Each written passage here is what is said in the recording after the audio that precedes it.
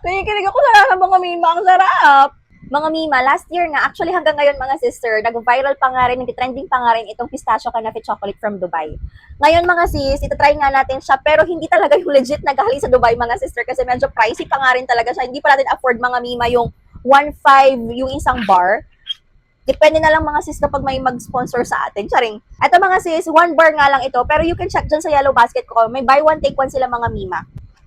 Uy, dapat ata freezer ko muna. Freezer ko muna, wait lang. So, ayan mga sis, after 10 minutes siguro, na nilagay ko siya sa freezer, tumigas na nga siya mga mima.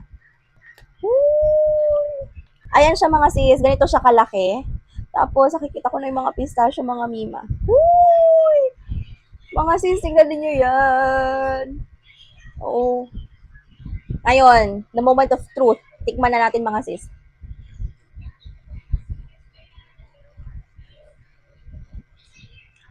Mga mima, ang sarap. Hindi siya ganun kadamis mga sis.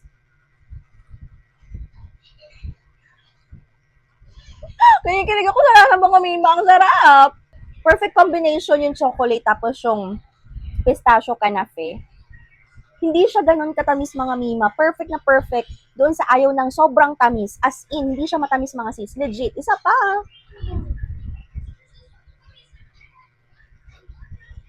So, kung gusto nyo nga matry yung trending na pistachio canafe chocolate from Dubai mga sister, check my yellow basket at mag-check out na. Bye!